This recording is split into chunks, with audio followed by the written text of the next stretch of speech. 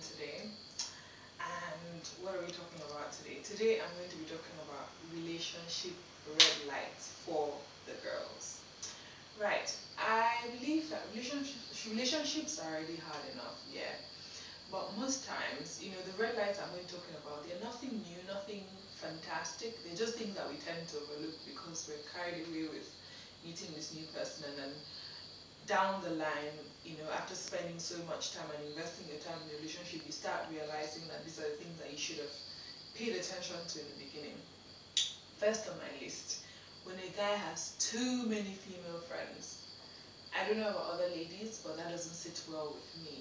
When a guy has so many, for God's sake, why does a guy need to have that many female friends anyway? And then you ask him, oh, she's just my friend, we're just friends. And every minute of the day, he's speaking to her, he's texting her, he's calling her, and they have this secret bond. And I feel that when a guy has that connection with a female who's supposed to be his friend, where does his girlfriend stand in the equation? Where is she supposed to fit in when he has this person who could easily replace you? I just don't think that's nice. So if you're listening to my ramblings and it makes sense to you, one of the signs to look out for is a guy with too many female friends. Secondly, my personal favorite, when guys start saying, oh, you're naggy. Who invented that word, naggy? What does that mean? I mean, I need to find out why that word is in the dictionary in the first place.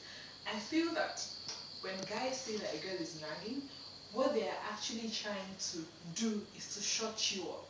You're probably saying something that is right, something that they know they are doing wrong, and because you say it repeatedly, because I mean, when I was at uni, one of my lecturers said, the thing about being upset is it shouldn't matter what you're upset about. The point is, people should always acknowledge the fact that you're upset. So if you're dating and your girlfriend is upset because you're drinking water, you shouldn't start explaining or saying to her, why can you be upset? I'm just drinking water. And then if she keeps complaining, you say she's nagging. What the hell is that? You're supposed to acknowledge that she's not happy with something and try to change it, and stop saying she's nagging if she says it more than once. Thirdly, this one is the most common one in Lagos. You meet a guy, and then you ask him, oh, what do you do for a living? I'm a businessman. Business what? What kind of business? I'm into is import and export. What are you exporting? Why can't we just know from the beginning what you're doing or how you earn a living? Because most guys that tend to do that, in my opinion, are guys that see you as an opportunity, or maybe you come from a nice family, you want to drive your family's car, they want to drive your car, and you want to just hop on your back and enjoy the good life. And then you meet them and they start telling you, I'm a businessman. If you're going to be dating a 419, let it be that you know that this guy is a 419, and by choice you decided to date him, not for somebody to be leading you on, and then for you to be probably spending illegal money or spending money that you don't know how it is made. I personally do not think that is right. So next time, ladies, if you meet a guy, he tells you what, I mean, if it was up to me, you would probably need to be sure that when he says he works in a window, he actually works in a window. So you'd probably have to, if it was my decision, I would know how much you earn. I would see your pay slip that is actually coming from a window to know your source of income. Because really, that way, if guys would stop lying, then maybe girls that ask them for money would not even ask. Because most times, like, I used to work with a guy who, he was an outsourced person to my company anyway, and he used to earn like 100K, and him and his girlfriend were always fighting about money. So one time I said to him, you know what, why don't you just tell her how much you earn? Because if she probably knew that you earn 100K, she would not be asking you for 80,000 naira to buy Brazilian hair. For God's sake, it doesn't make any sense. So if guys can start being honest about what they actually do and their source of income, that will be easier for all of us. So next time you meet a guy, he tells you he's into business, he has to explain what it is that he actually does. If it's importing and exporting, you have to be sure that it's not drugs, it's not cocaine, he's not laundering money, he's not stealing, he's not doing internet fraud and dating older women on the internet in Australia and swindling them of their of all the money that they made all their lives.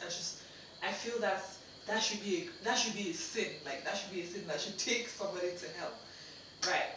Lastly on my list, meet a guy he starts taking you to the cinema, he buys you ice cream, you go to the movies together. The minute he starts telling you his problems, because really women are not logical, so I'm not saying a guy shouldn't tell his girlfriend about the challenges that he's facing, but when he starts telling you stuff like, oh, you know, they're going to kick me out of my house, I don't have money to pay my rent, what does he want you to do? Or is that the next thing, if you keep listening to him and feeling sorry for him, he's going to want to loan you money. And I feel that a real man, should he face such challenges, would even find it challenging to come out to you and say, oh babe, you know what, I have this problem, I need your help. I don't feel that's something that a real man would do.